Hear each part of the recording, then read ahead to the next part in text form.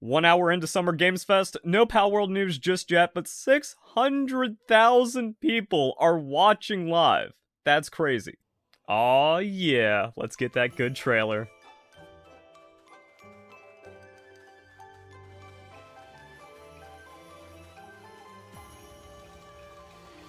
Oh, look at him, he's so cute. We have our Growlithe pal now. We got the Catras Wixen swap, new island. Water Bushi. Oh, I like him. New pals. A lot of new pals. A Mimic. Yo. Bro, they're just keeping up with it. Xbox dedicated servers. That's hype for the Xbox players. A machine. Yo. Oh, sulfur and coal mining level cap. More raids. Oh, are we gonna see it? Oh. Oh, a stronghold.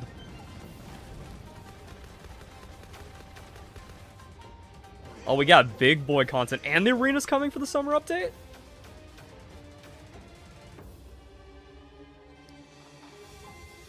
What is that? Alright.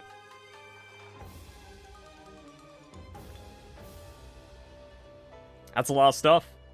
That's a lot of cool stuff. Yo, and after such a great trailer, I feel like I need to tell you guys about G Fuel. If you do not have caffeine ready, you are making a huge mistake. A lot of other great games revealed at the Summer Games Fest, and we also have the Elden Ring DLC coming up. You're going to regret it if you aren't stocked up on G Fuel. Use code RELISTFY, 20% off. You got sales going on, we got new flavors. Find something you like, you can't go wrong. Also, I totally missed the release date. That's actually like the really big part here because I was trying to figure out how to wrap up the video. June 27th.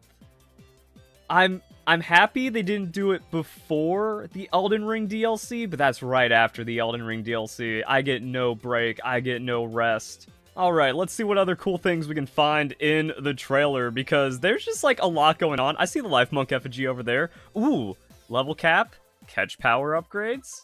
That'd be pretty convenient. And yeah, we just got new pals chilling right there. I was like, oh, we're riding on something. That looks new. That isn't a Kitsune.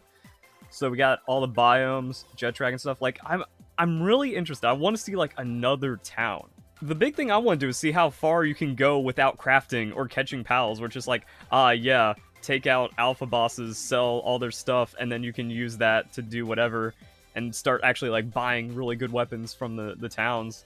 But yeah, all kinds of new pals, at least from a competitive standpoint, because it feels like, yeah, there's some just top tier pals that kind of make it difficult. Or like, what's his goal? What is his passive going to do and bring us? Yo, like more chest loot?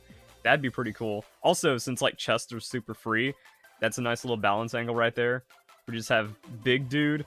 We saw like the electric gun. Is that a... I was about to say we got like more rocket launchers and grenade launchers now. It's like, these are some huge upgrades, and then we get a minigun, which is really cool. So, like, that's another thing about when we get these updates. It's going to make the late-game content more accessible, because the craziest stat to me is that only 10% of players have beaten Victor and Shadowbeak, and 70% of players haven't beaten Lylene. So anyone saying, oh, the game doesn't have content, oh, there's no in-game, it's just early access, there's not enough to play for, they're just lying.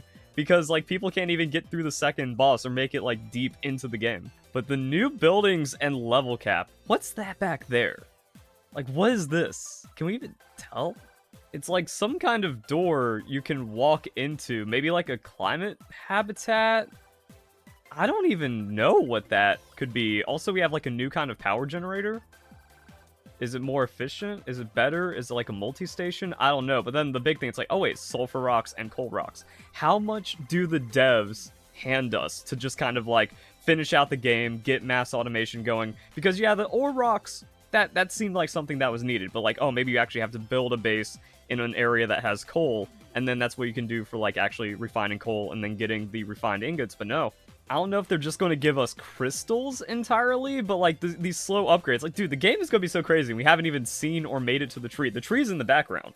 So it also looks like this island is going to go a bit more north, maybe? Like maybe north northwest of the desert, because like the tree is a lot closer and you don't have all this empty ocean into nothing. So like we don't know about the story, we don't know about the god whale, we don't know about the sky islands, or how, if that's still like on the table, or if that's all coming. So like still a lot to go with this game. And then when it's done, like, ooh, so much potential. And then the modding scene goes crazy. I like it. He's working on that thing. And then we got Grillet over here.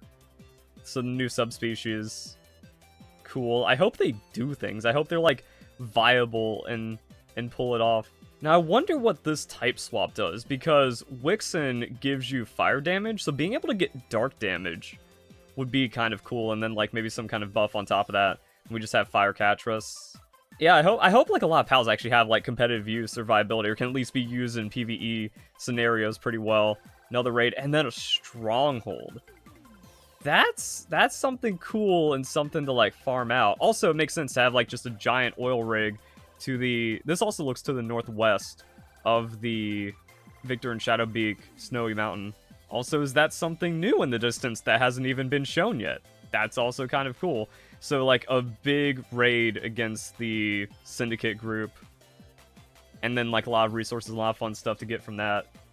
So the difficulty is going to be kind of crazy, but also like new weapons, new guns, new upgrades, new pals, a higher level cap. Like, how far does it go?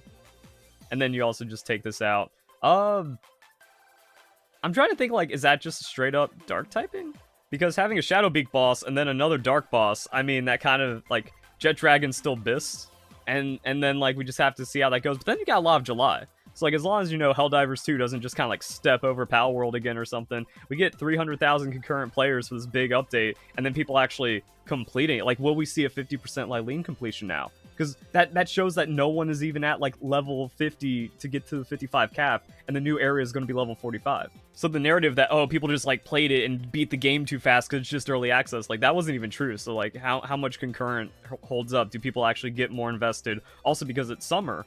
Like, it's like, I got nothing else to do. Well, they'll be a little competing with the Elden Ring DLC, but maybe this one holds on, like, for the rest of summer.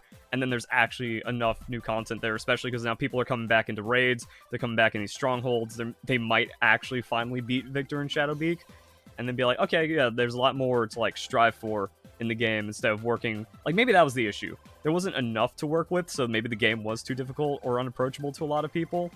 Or just, like, feel less complete, but now it's like, okay, now you can complete the game however you want, instead of, like, having to get down the meta line just to get it out of the way for the DLC. So, people gotta start now, get ready to get catching up, and then we'll see how it plays out. But I like a lot of what we've seen, and there's also been some really big updates along the way, because, like, if you missed it, there's an ore mining station now. There's also the Ring of Mercy, and you can now edit your pals' IVs. So a lot of stuff to do before we even get into the new content, and a lot of people have missed out on that. So hope you guys enjoy the video. Hope you all have a nice day. Thank you very much for watching.